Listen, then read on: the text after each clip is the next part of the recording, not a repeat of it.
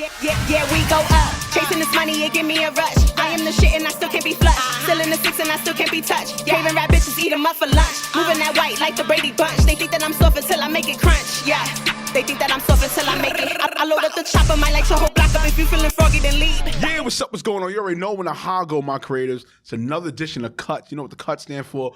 Culture, Urban, Technology, and Sports, my creators. This is episode 115. Episode 114 had DJ Andre 905 from the 6 from the North. Yo, that was a great conversation with him. Nonetheless, got another guest in the building. And you know where we're going with this, my creators. We're going straight to story time. So, yo, real talk.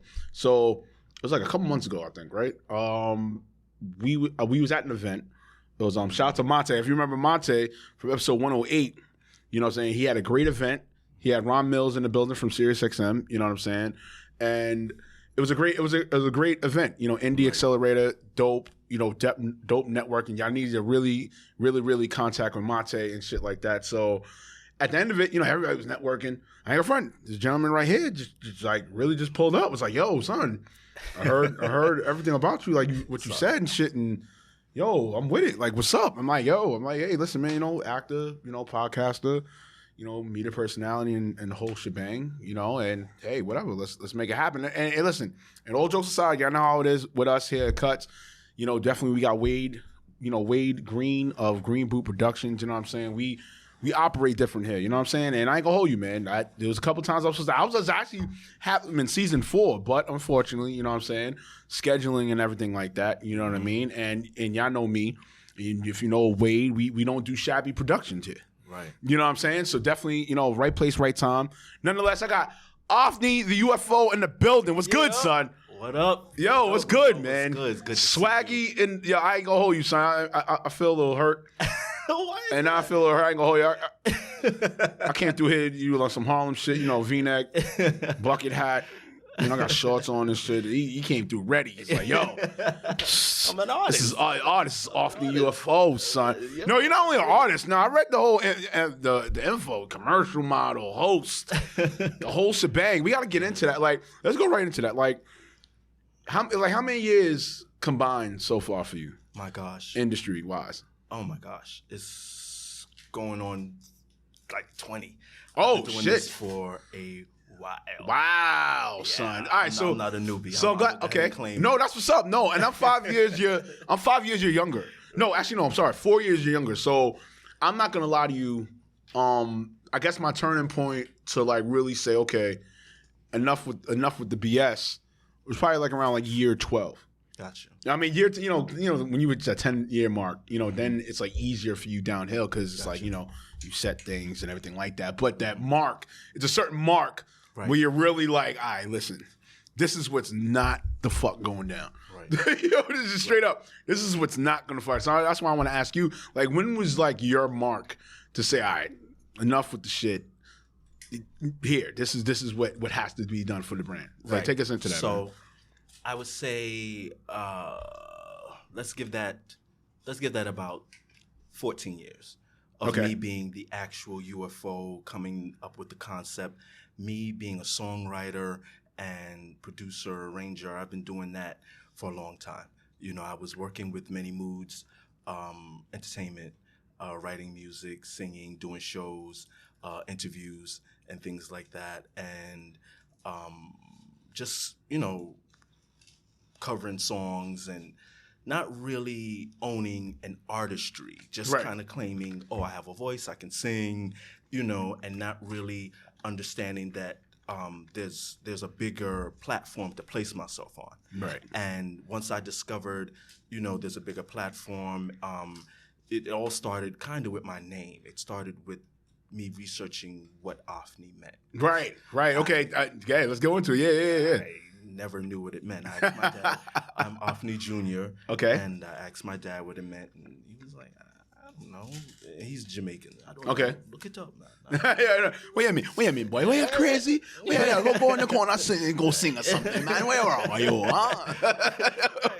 I was like, what? It totally crushed me because I'm like, hold on, you never wanted to know, you know. But fine. So of course, we have internet. I could look it up. Right. And the first thing that came up was Ofnie. Okay. Because of how Ofnie is spelled. It's pronounced Ofnie. It's right. O-F, like of. Right. So Ofnie came up, and Ofnie is actually U.F.O. in French. Wow. So I didn't know that, son.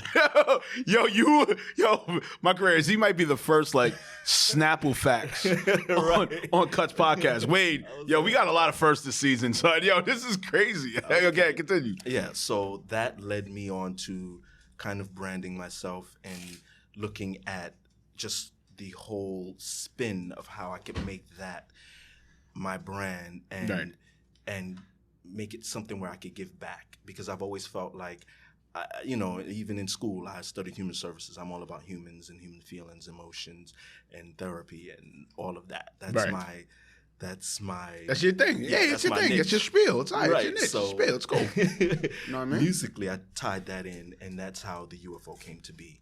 The universal fusion of me. I'm music. I'm a universal fusion of music. So I use that as my platform to take me to my next level. Nah, that's what's up, man. In my career, I'm glad you're hearing that, because a lot of artists, I feel for me, in my experience, you know what I'm saying? There's actually a couple of mainstreamers I've interviewed, and then it's the independent, and then it's the ones that are in the middle. Right. You know what I'm saying? Yes. But you not going to get you. I feel you're a little above the middle, but you're definitely there. Right. Right? Yes. So it's dope that you really explained about why you say you are. You know what I'm saying? Because a lot, you understand where I'm coming from. Like a lot of artists just claim it. Yeah, just claim it and does not really have a real straight meaning with it. So you're really not answering. You're answering your fans why in a sense of like talent, but you're not answering your fans why of the meaning. So then, a lot of fans now, they really be wanting to know. Right. Fans now are not that stupid. Right. You know what I'm saying? Like before, they're not that. I mean, not to say stupid in that sense, but you know what I mean. Right. But then it's not. They're not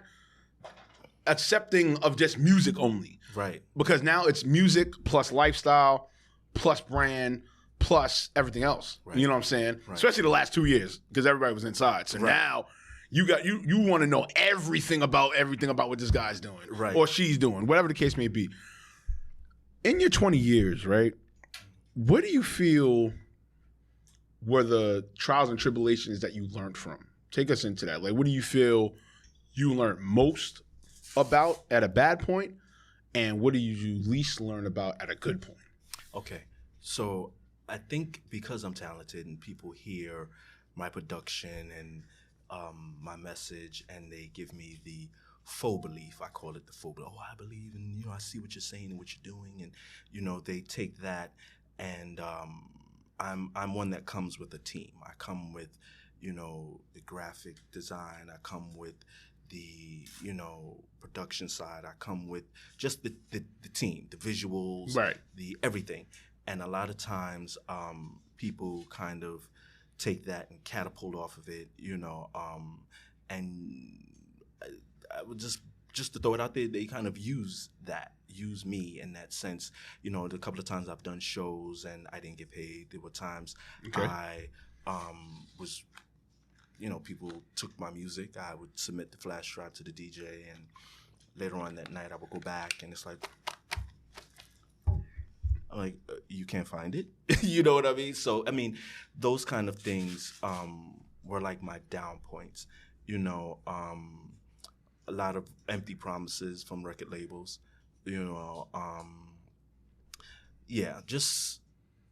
My management team are always willing to work with people. We're open to discussion and making money and breaking bread. We're never that type to be like, oh, no, we got this. No, you never can have enough. You can always open the doors and everybody can have a piece of the pie. We're all about that. Of course.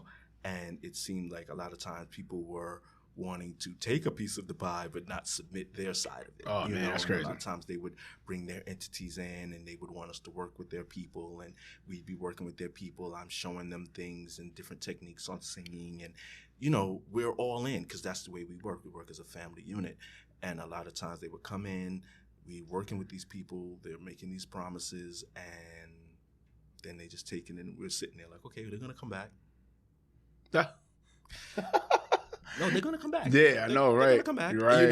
And they're gonna come back. So, those have been the downsides, but those are also the things that push me further and push me harder.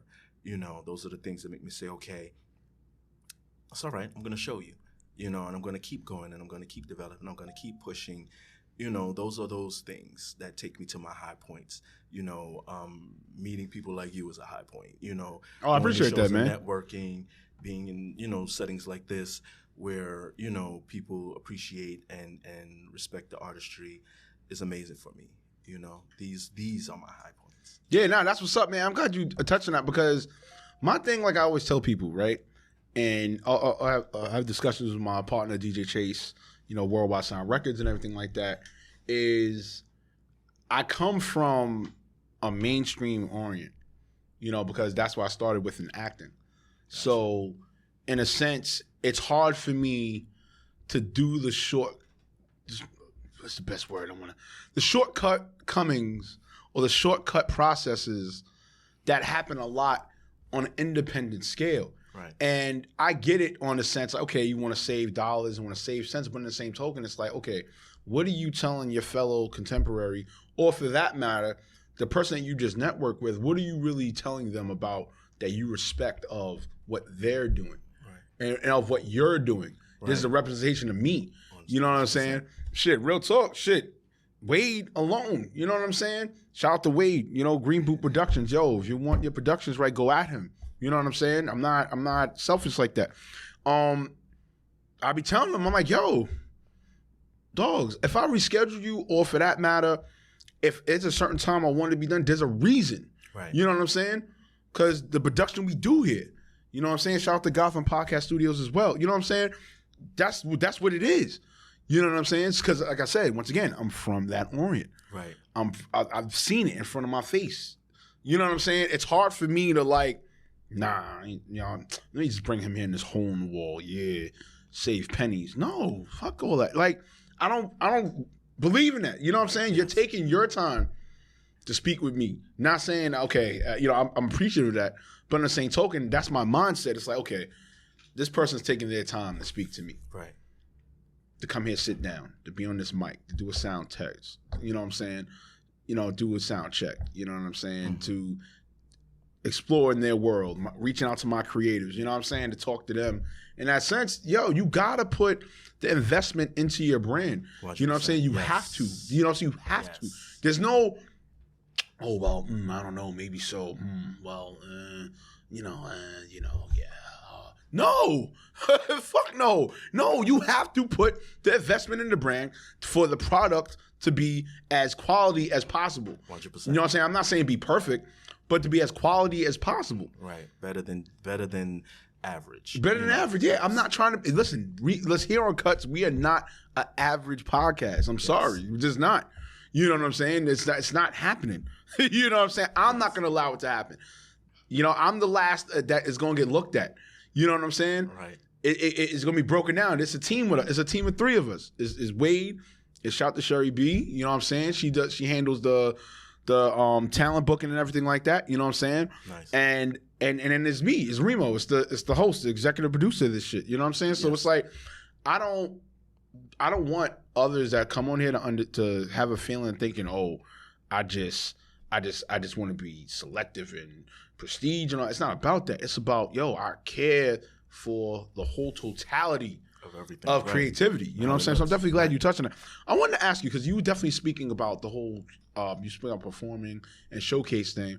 As a few of us in this independent circuit in New York City and everything, we've been talking heavily. It's been a discussion as of late regarding about showcases and concerts, and also too, there's a video I put up on my Instagram. It was regarding, I forgot who the person was I was talking. It was regarding about that one of his young people hit him up, was complaining about, yo, I had to give Kodak Black, you know, $2,000 to be the opening act. Mm-hmm. So I want to know from you, in your heart of hearts, and even on your insight, what's your take on that type of scenario or business venture, as well as what do you feel needs to be tweaked in the showcase circuit or concert circuit thereof independently? Take us into that. Well, yeah, listen, my creator's about to set you up. When you hear somebody go, well, it's going to be some Ruger sprayed here, son. Now, go ahead, though. Yo, facts. No. I'm kidding. I feel that, like you just said, everything is an investment, and you have to invest in your career. You know, places where showcases are held cost money. You know, they have to give money for that. You know, a lot of times, you know, you can get a slide in, you know somebody, they'll hook you up. You know, you get those once in a lifetime shots where you can perform for free and things like that. That's amazing. But majority of the time, yes, you know, I believe, to me, and the way I've been taught now, I'm not going to say this is the rule book, this is the Bible. I'm not saying that. Right. For independent artists and showcases. But what I'm saying is, the way I've been taught is that you have to pay your dues. You know, and for someone like, let's say, you know, on a A-list scale or even a B-list scale, if they're coming at you and they're saying, yo, you want to be able to open an app, this is what you got to pay. Yeah, I kind of get that, because that's kind of the culture, you know, when it comes to showcases, at least as far as I've been brought into the scene. Like I said, you will have those moments and those people that you'll meet and you know, and they respect your artistry and they just want to see you perform, or they think you're a cool guy, or whatever the situation is, that they'll hook you up where you can slide through the back door and everybody else has to pay their dues. You have those situations. And I can't deny, I've had several situations where I just walk up, and I'm thankful to God that I meet the right people and I have the right connections, and I know those who want to get me out there to put me in the place and the platforms to be seen. You know, but there are, majority of the times, those ones where I have to come out of pocket and I have to pay. And, you know, sometimes you can negotiate. Sometimes you can, okay, I wonder if I bring this, wonder if I do this, you know, right. Will that help me? Could that help me, you know, trim some of that, or whatever the situation might be? If I bring somebody else in, you know, you work your deals. Everything is always a negotiation. You just got to know what you're negotiating, what you're bringing to the table. Yeah, exactly, you right. know what I mean? But I definitely feel that is what it is. For instance, the Super Bowl. Did you hear that the artists actually had to pay? They weren't getting paid. Yeah. Hey, listen. I was like, listen. wait, what? Yeah. No, because listen. What? This is what it is. Because what it is, if I'm not mistaken, and listen, my creators, I want you to understand, I may be right, may be wrong on this. Double check your research on it. Mm-hmm. But it's also it's a pay on the back end. Mm-hmm. You know what I'm saying? Because you got to remember, it's the residual, it's the exposure, it's everything that comes with it. Yes, so if you mathematically put out how much, you know, a Super Bowl is giving up, or NFL is giving up, you know what I'm saying? But the licensing, the safety hazard license, the shit, the fucking the dome hazards, the dome hazard license, and all this other shit. You gotta, safety and all, you gotta put that money into play. Like, bro, that's about. Yeah. I hate to be that guy. That's almost close to like $1 billion. Right. Yeah. About. Yeah. And mind you, we didn't add the people in yet, so the people have to spend and buy, you know, the food, accessories, and all that other stuff to recoup that money back. So there could be a percentage of profit or whatever the case may be. Right. So, I mean, hey, you know. You know what I'm saying? Yeah. And it's a thing. Even to go on tours and things like that, you know, you have to pay, you know. And now as an independent artist, you know, it's a little bit harder for us as independent artists. You know, yes, we have to invest in our careers. You know, it's just a norm. You know, and unfortunately, there's social media, you know, so you can kind of build your own platform from there. As long as you know what you're doing and how you're presenting it as a presentation, you can be seen. You don't even have to really do so much anymore like prior to the pandemic. The pandemic was definitely a blessing because it exposed all of these different apps and platforms for people to run to, where people, like you said, they were locked inside, so they had no choice but to be looking at their phones and pivot. And that caused a lot of people to, you know, reach a status, right? You know, so it's up to us now as artists to kind of put ourselves on that platform as well. And I've noticed a lot of the showcases, they're not as frequent. They were like, you could pop-up showcases all the time, but now they're not as many as there was prior. No, correct. You know what I mean? Because people are now using the social media platform to get exposure. Yeah, nah, that's what's up. No, and I'm definitely glad you touched on that because for me, you know, I'm not gonna lie to you. The best thing that happened to me was being an A&R for the last 2-3 years. You know what I'm saying? And the reason being was because I'm not gonna lie, as a media personality and you know whatever, I was really hard on artists because my concept was like, yo, bro, a lot of y'all, you know, I hate to say it, you know, you're bitching, moaning, whining, and crying. Not a lot of y'all. Like, let me correct my words. Yes, good majority. Good majority. Okay, good majority. Okay, or some rather. It was doing too much bitching, moaning, whining, crying. I'm like, do you understand this is the entertainment industry, the entertainment business? This is what comes with it. Right. You know, regardless, and like I explained before, I'm coming from the mainstream orient. I'm coming from the mainstream level, and dude, yeah, those motherfuckers was paying. I mean, until they got to a certain status, Right. then yeah.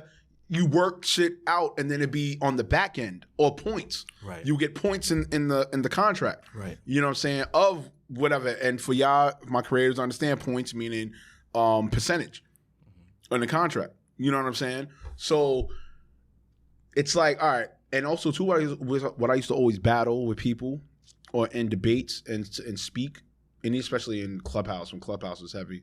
You know, Clubhouse is still heavy, you know, the spaces and all that stuff. But I used to tell people, I'm like, yo, bro, what level are we trying to get here with?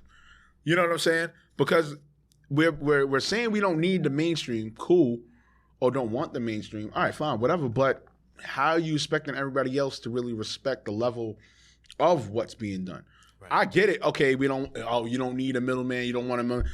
All right, cool. That's what's up. Okay, I guess. But in the same token, what are you doing with your level for somebody to go, yo, you know what? I'll invest this bag in you, and we could make this go forward. That's the key thing right there. What are you having somebody say or just openly want to say? Oh, hey, yo, it's you the one. Yo, I want you now. No, right. What are we doing? What are you doing? That's what I'll be thinking in my head. That's what I'll be worrying about. And I'll say it again. I'll mention Wade's name again. That's what, God had Wade hit me up. And it was a no-brainer because I ain't gonna lie, the first like 80, Wade, you came in what? Like episode, Wade came episode 90. Yeah, Wade came episode 90. So 90 and on, it was straight Wade. Nice. 89 fucking episodes. 4.5 seasons. It was me editing and producing my shit. Wow. But the thing is, and don't get me wrong, I know some people like be nice to me sometimes. But it's like, you could be real. It wasn't what Wade does. Right. I'll keep it a buck. It's not what Wade does. So now, and even the number, like I said, now we just got to work on making the numbers even heavier. Right? But production-wise, if I show it to you, I've shown episodes that Wade did. Then it's like, wait, hold on. Really? I'm like, yeah, this is what we do here. We're not a shabby podcast. It ain't a shabby platform. Right. You know what I'm saying? This is what we do. You know what I'm saying? This is what it is. Anytime I send somebody, it may hits me up, I put it in the link or whatever, and you see it in the link. I tell people, check the episode or hit the website. You know, hit my website, reemomarak.com. Hit that, look at it, and see what we do. You know what I'm saying? Nah, it's levels to this, man. 100%. It's levels to this, and also too, I'm also in defense of the artist because I'll say this: I do feel also some blame comes to some curators, some media people, some promoters, and stuff, and some people that run events, because a lot of times, granted, yes, business has to happen both ways, but there's times where the communication is definitely heavily misconstrued. So now it's like, okay, you're explaining to the artist to come do this or whatever, XYZ, but you're not living up to the XYZ. So then now it's like, okay, what do you expect the said artist to be or of as such? You know what I'm saying? It has to even out. Mm-hmm. You know what I'm saying? You know, that's why, like I said again, you know, I was glad to be an A&R, because when I became an A&R, now it's another angle and it's coming full circle. It's like, okay, we got to change this up. You know, so I do the best I can to resolve things in that matter. You know what I'm saying? That's why here on Cuts, you know, this is what we touch on. Right. You know what I'm saying? We touch on things for the artists, you know, for creatives, for, you know, within all cultures and everything like that, because we want to get to a resolution to go forward. You know what I'm saying? At the end of the day, like I said, I'm a vet just like you are, you know what I'm saying? And I don't know about you, but I know for me, it's at a point where, okay, it's not a necessity for me to do things. It's because I want to. And then also, too, for whomever's coming in, you know, I do my everything to give them the information so that they don't ruin what's happening here in this culture. Like, take us into that. Like, what's your feeling on that, being a vet now? You know what I'm saying? Is that on your mindset, or is it another thing of, okay, I'm just worrying about the next 20 years? Like, take us into that. Well, I want to disagree with you Okay. on one part. Okay. I do feel like this is something that I need to do. Okay. I have that. I kind of put that in my own head. Right. That's my drive. Right. You know, as an artist, because as an indie artist, it's not easy. Right. You know, we're seeing, you know, Chris Brown. We're, you know, indie artists look back. We're looking at Justin Bieber. We're looking at Beyonce. We're looking at all of the celebrities. We're looking at the A-listers, and we're like, when is this going to happen? When is this breakthrough going to happen? But I lean on the fact that there's so many people that believe in the U.F.O. The U.F.O. has fans. The U.F.O. has, you know, people behind him, pushing him. You know, I've seen recently, I went to a reunion, a family reunion. I hadn't seen them, you know, for like since before the pandemic, you know. So seeing them all, and I actually performed. They wanted me to perform, and I performed, and they coming up to me and they're crying, and they're like, "Oh my God, you're amazing." Those are the things that keep me in the I need to do this mindset, because I can't let people down. You know, I have a message. I have a message in my music. I have a message, you know, that's not the typical, yo, I'm in the bag and I got the pussy and I got the this, and you know, it's not. I know. I feel you. I feel you're you. Message. No, you're you. Yeah. That's fine. You're you.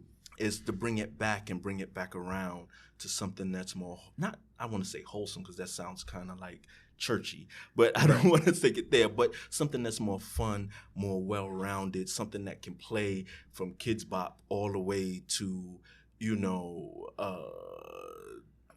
BET at night, whatever. I don't even know. Is there still such a thing? You know, but you know what I'm saying? Like that kind of. Well, you know, could be. No, that's all good. So. You know, but that's, you know what I'm trying to say. Right. You know what I mean? Like, I'm trying to just keep it well-rounded, you know, and bring it back. And I also keep it in the mindset that, you know, I have elders who are looking at me, and I have to be respectful. That's something that my parents instilled in me, because my parents were way old. Everybody thought my parents was my grandparents.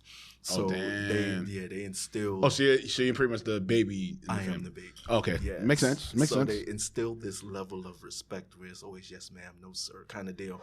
And I just cursing and saying certain things for elders to hear rubs me wrong, even though I know that's the industry wave and that's where the industry is. You know, I'm gonna throw some things in there, but they're gonna be innuendos. You gotta read. I want you to think about what I'm saying. Like, oh, did he just really say that? I want you to kind of think. I don't want it to be blatant. You know what I mean? So those kind of things keep me in the drive of. He's even there at the reunion. They were, you know, honoring the matriarchs, and I was up there. Yo, that's funny. You know what I mean? I didn't get up there and be rowdy, so it was good that I did have this kind. I was thinking like, thank God I have this kind of music, because I wouldn't want to get up there and they're talking about everything you do, put God first, and here I go. You know what I mean? Jumping out the window. So it's like, yeah, no. Thank God I can sing, you know, I can pick my selection of songs that are just in the category to still have them see me in a certain light. You know.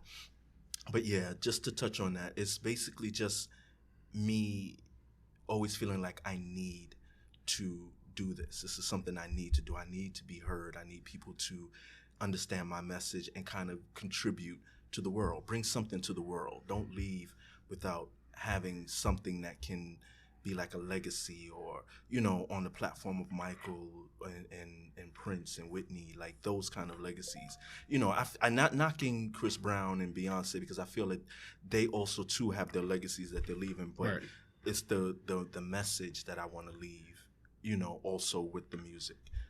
Oh, that's what's up. That's what's up, man. Yo, I want us to stay on that. For you right now, what's more important? Is it legacy or is it moments? Actually, no, correction. Is it legacy or is it longevity? I think they're the same. No, all right, my fault. Correction. No, it's the first thing I was saying. Legacy or moment. I think it's the legacy. Okay, take us into that. Thank you for correcting me on that. Yeah, but take us into that. I lead definitely by the legacy. Okay.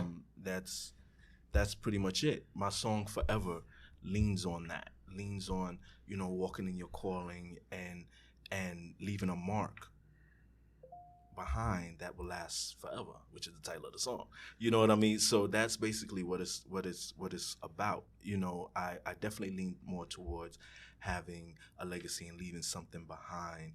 I kind of feel like that was something that my father started, right, and he didn't quite get to finish. So because he pulled away, he was actually a DJ. They were artists. Him and my uncle were artists, and they went to a certain level, and they were like, I guess, family. Yeah, realization. Right, and they were like, all right, we got to start focusing on getting this bread and forget this, this fun stuff. Because even with that, he kind of pushed some of it on me, whereas when I actually got accepted to LaGuardia School of it's the rival school. I went to art and design. That's the rival school. Man. I was in there, bro. Man. And he didn't want that. He didn't want me to be a dancer or a singer or in the arts. Let's just say. Oh, wow. In the arts. Well, yeah, I mean, Caribbean families do be giving it up that way. Yeah. He didn't want that. He wanted me sports. He's like, well, you can play basketball. Yeah, no. 10, bro. Yeah, right. Where am I going? Right. Okay, you could play basketball, or you could, be a dentist, because that was his lean in, dentist, or study, study. Right. Not dancing. I mean, even though my mom believed solely in whatever it is that I wanted to do, as long as I did the best at it. And she would come to my dance rehearsals and dance recitals and singing recitals. We would go to auditions. My mom was my road dog, with everything. So she was the one that was like, nah. And it wasn't until he actually heard the music and saw it. It was like, the eye opener, like, what? Okay, so what do you need to do? What can I do? And I was like, well, dang, you could have let me go to a long time ago. Yeah, right. You could have let me go to LaGuardia. Yeah, right. You didn't go to LaGuardia? I didn't go. Oh, shit. Wait, so where'd you go? I left that out? Oh, yeah. So he snatched LaGuardia from me. I got in. Oh, damn. And he snatched it and sent me to Bishop Ford. What the hell? I know. Damn, that's crazy. And Bishop Ford is no longer there. Damn, son. See that? And LaGuardia is it's still there. Standing. Damn, it's still there, son. So it's like, yeah, he totally snatched the arts from me. So for a long time, there was a thing of, I couldn't do it.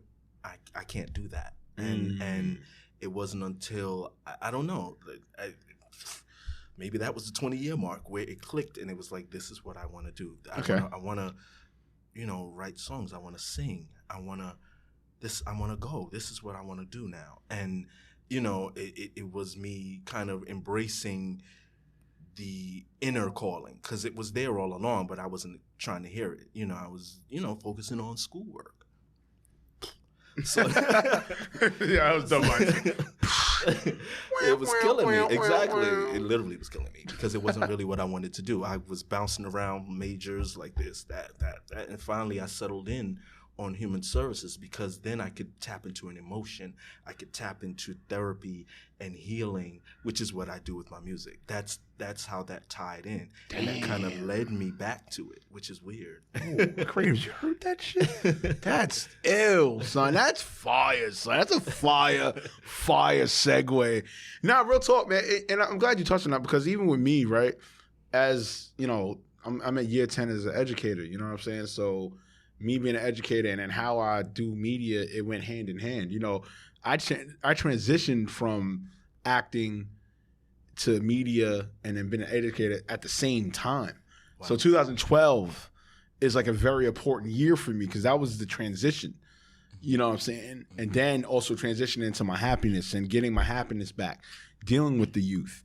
And just overall, like having the mindset to really like, okay, this has to be figured out this way and that, and you know, this is how you understand. And that's how I even started having a better understanding of this industry. Right. You know what I'm saying? Because, yo, when I first got in the industry, yeah, that was like 2006. Yes, I'm showing my age, creative. So 2006. So I got into the industry, and I was just happy-go-lucky with the shits. So on a 4-year run, 06 to 2010, I was in everything. You know what I'm saying? Right. Law and Order SVU, Nurse Jackie, Elementary, Blue Bloods. I was in fucking Friends with Benefits. The whole, my creators know about this shit. You know what I'm saying? But it just goes to show, like, all right, bet, okay, this is what's happening. Then it stopped. Depression, you know, suicide attempts and everything like that. Wow. Then 2012 comes, boom. Transitional year, go into media. Now, teacher. Right. You know, everything's compartmentalized. Yes, I said the word correctly with no problems, bitch. Woo! Yo, so everything down and shit. You know what I'm saying? And I'm glad you touched on that, what you said, because at the end of the day, you know, you always, as a creative, you always want to find something to correlate or even align with what you're doing. So then, you know, the feng shui of things, or this the flow of things. It flows natural. So I'm definitely glad you touched on that. Yeah. Your music, man. Let's go into it. Like you were talking about it and everything. Like, what's the latest that we need to know about? Let my creators know. And this is your time right now. Let everyone know, what should we know about? What projects are you really, really, really wanting to push going forward? And then also too, like, are you thinking about producing? Like, take us into that, man. So there are about 10, 11 songs right now streaming on social media. Okay. And they're all universal fusions of music. There's the pop, there's the R&B, there's the racy, there's the motivational, there's, you know, it's all different types. There's the love, there's all kind of, you know, things out there right now that are going, and that's my main push. Those are my main pushes right now.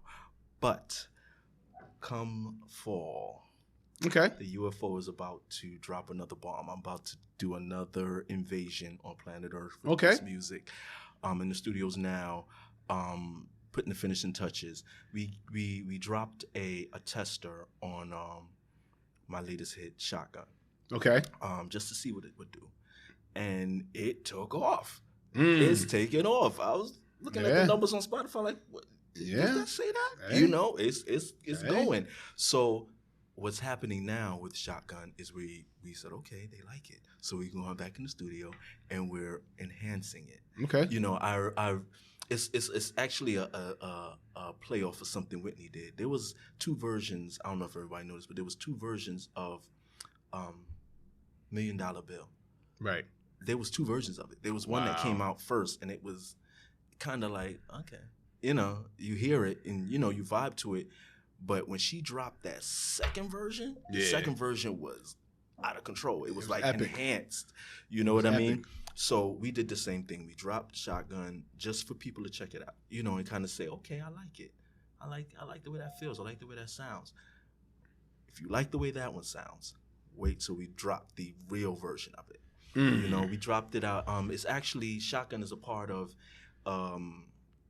a soundtrack. It's on the Showboat Classic soundtrack. It's a movie that's about to come out. Okay. Under one of my good friends, Kev Stu. Okay. Shout out to Kev Stu, man. Shout out to Kev Stu, man. His entertainment company.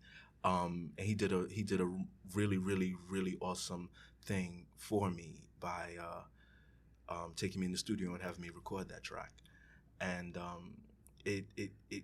it was not finished, but we ran with it because he was on his deadline. He wanted to get it out. He wanted it for the soundtrack. And we decided, okay, we're going to go back now because we want to put the real U.F.O feel, spin, everything on it and give it the bigness that it needs so that when the movie drops, he'll have a bigger version of it. But he wanted to release his soundtrack first. So he has all of his soundtrack pretty much running right now. So that's what's on the plate. But along with my version of Shotgun, there's about 3 other singles that's coming. So I'm about to drop, like, I guess you could say, another mixed EP and before winter drops. I'm in the studio right now, so definitely look out for that. And I'm gonna be all over. Right now I'm kind of pulled back because I'm setting up my strategies, fashion wise. Everything is a strategy. You know, the promos, the fashion, the photos, everything that we're doing now is the setup for, you know, the TikToks, all of that stuff. We're setting it up, you know, wardrobe wise, everything. I even got, this is some of it. Yeah. Hey, that's cool. Hey, that's the swaggy. That's what you do. That's the swaggy, son. That's the swaggy, son. Listen, we're Planet Fitness here. There's a no judgment zone here, son. Yo, that's your swaggy. If that's your swaggy, man. Yeah, hey, listen, that's your swaggy, son. Hey, listen, that's what it is. That's what it is, kid. Right. But nonetheless, man, yo, real talk, man. We definitely appreciate you having you here. You know what I'm saying? Yes. Real talk. Right now is your time. Look into the camera right now. Your time. Let everybody know. My creators, he is going to reach out to you right now. Let everybody know right here. This is your camera right here. Let everybody know where to follow you at right here. Right now, let everybody know where to follow you at, God. Yes. So, just so you all know, at this moment, you are now abducted by the U.F.O. And you all can take this ride with me, this journey with me and my musical journey right now. You can check me out, Ofnie the U.F.O, on all streaming platforms. You can definitely go to OfnieTheUFO.com. You'll check out all of my bio info, all of the upcoming music, plans, all of the photos. Everything is there. My Instagram, I'm Ofnie the UFO. Every place you go, you'll never find another Ofnie. OFNIE. Ofnie the UFO is all the conventional way. THEUFO. Ofnie the UFO. Definitely check me out. I have my music videos up. Driver music video, Forever music video. It's just so much happening and so much to catch up with, because I got some things for y'all. I definitely got some things for y'all coming. So stay tuned. Yeah, that's what's up. That's what's up. My creators, nonetheless, man, this is episode 115. Wow, 115. Yo, Wade, we had 115 episodes. That's crazy. Wade, congratulations. Yo, Wade did like 25. Wade was around for 25 episodes, son. That's crazy. We out here working. But you already know what it is, man. You know where to follow me at, man. At Reemo Marac _ as well as on Twitter at Reemo Marac. Cuts C.U.T.S _ as well as on Twitter. It's C.U.T.S Podcast 2. C.U.T.S Podcast 2. And also go to the website, ReemoMarac.com. Also, my music creators, hit me up. You want me to review your music? Hit me up on Groover, man. Groover.co. Find Reemo Marac, Val Dwang. Send me your music. It happens. Also, too, DJChaseRadio.com. You heard? Weeknights, 9 p.m. You can catch Cuts. And as always, Tuesday and Fridays, 11 a.m. on iHeartRadio, Spotify, Google, Apple, YouTube.